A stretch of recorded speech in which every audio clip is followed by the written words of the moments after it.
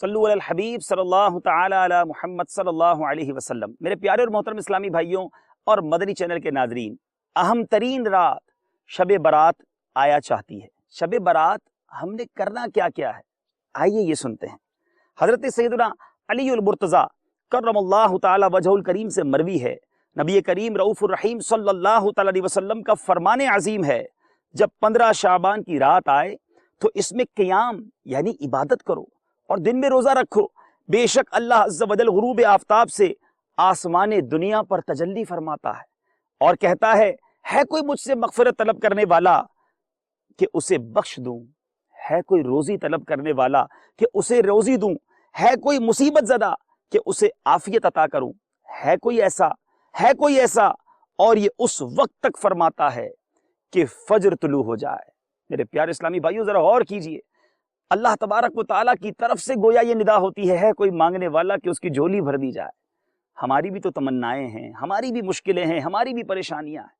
یہ رات مانگنے کی رات ہے، یہ رات گر گڑانے کی رات ہے، یہ رات آرزویں کرنے کی رات ہے۔ تیار ہو جائیے، اپنے رب سے بہت کچھ مانگنا ہے ہمیں، اس رات اسے راضی کرنا ہے۔ شب برات چھٹکارے کی رات ہے، اس رات ہم نے بھی چھٹکارا حاصل کرنا ہے۔ یاد رہے اس رات اعمال نامے تبدیل ہوتے ہیں، لہٰذا ممکن ہو تو 14 شعبان المعظم کا بھی روزہ رکھ لیا جائے تاکہ اعمال نامے کے آخری دن بھی روزہ ہو۔ 14 شعبان کو عصر کی نماز با جماعت پڑھ کر وہیں مسجد میں ہی نفلی اعتکاف کر لیا جائے اور نماز مغرب کے انتظار میں مسجد میں ٹھہرا جائے کہ اعمال نامے کے جو تبدیل ہونے کے آخری لمحات ہیں مسجد کی حاضری ہو جائے، اعتکاف اور انتظار نماز کا ثواب بھی لکھا جائے، بلکہ زہ نصیب ساری رات ہی عبادت میں گزر جائے۔ امیر المومنین سیدنا عمر بن عبدالعزیز رضی اللہ تعالیٰ عنہ ایک مرتبہ شعبان المعظم کی 15ویں رات یعنی شب برات عبادت میں مصروف تھے، سر اٹھایا تو ایک سبز پرچہ جس کا نور آسمان تک پھیلا ہوا تھا، اس پر لکھا تھا ہذہ براءۃ من النار من الملک العزیز لعبدہ عمر بن عبد العزیز۔ خدائے مالک و غالب کی طرف سے یہ جہنم کی آگ سے آزادی کا پروانہ ہے جو اس کے بندے عمر بن عبد العزیز کو عطا ہوا ہے۔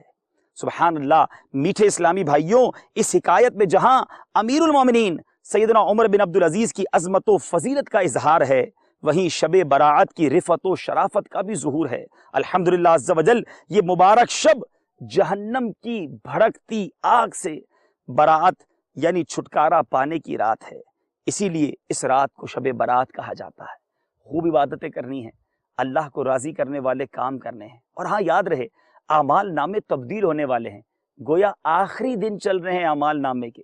دنیا میں جب کسی کو رپورٹ، کسی کو کارکردگی ہماری جانے والی ہوتی ہے، ہم اسے آخری پیجز میں بہتر کرنے کی کوشش کرتے ہیں۔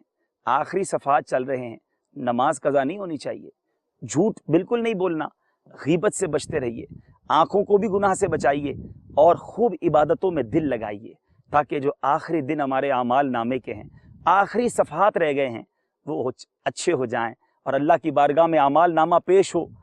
اللہ کی رحمت سے امید ہے یہ چند آخری دنوں کی توبہ اور عبادت کی برکت سے ہمارا اعمال نامہ قبول ہو جائے۔